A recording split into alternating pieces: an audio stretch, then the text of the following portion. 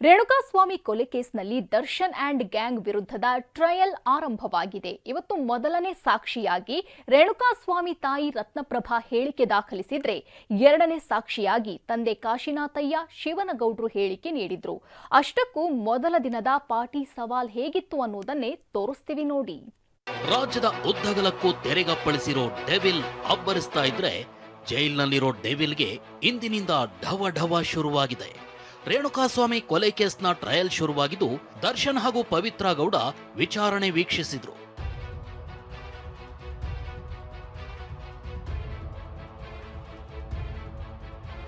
ರೇಣುಕಾಸ್ವಾಮಿ ಕೊಲೆ ಕೇಸ್ನ ಟ್ರಯಲ್ ಆರಂಭ.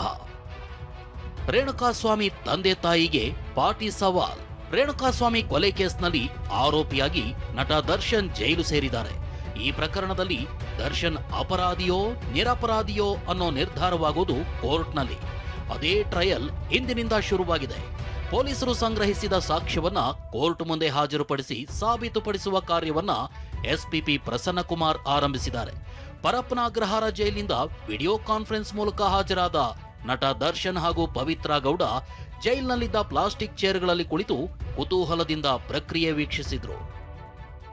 ರೇಣುಕಾಸ್ವಾಮಿ ಮನೆಯಿಂದ ಹೋಗಿದ್ದು ಎಂದು ಇವತ್ತು ಮೊದಲನೇ ಸಾಕ್ಷಿಯಾಗಿ ರೇಣುಕಾಸ್ವಾಮಿ ತಾಯಿ ರತ್ನಪ್ರಭಾ ಹೇಳಿಕೆ ದಾಖಲಿಸಿದ್ರೆ, ಎರಡನೇ ಸಾಕ್ಷಿಯಾಗಿ ತಂದೆ ಕಾಶಿನಾಥಯ್ಯ ಶಿವನಗೌಡ್ರು ಹೇಳಿಕೆ ನೀಡಿದ್ರು.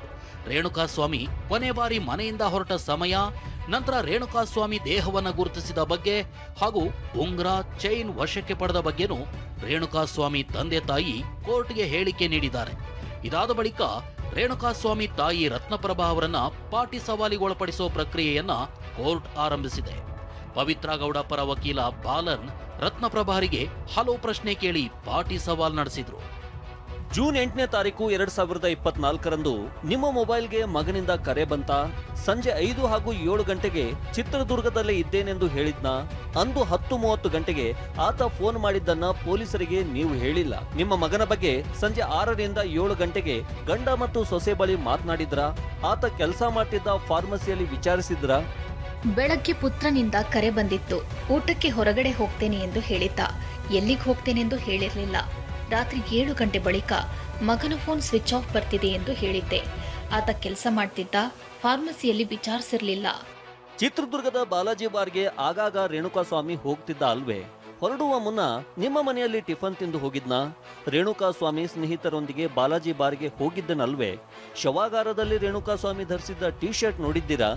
ಚೈನು ಉಂಗುರ ಕಳೆದಿರುವ ಬಗ್ಗೆ ಜೂನ್ 8ರಿಂದ 13ರವರೆಗೆ ನೀವು ಪೊಲೀಸರಿಗೆ ಮಾಹಿತಿ ನೀಡಿರಲಿಲ್ಲ ಅಲ್ವೇ?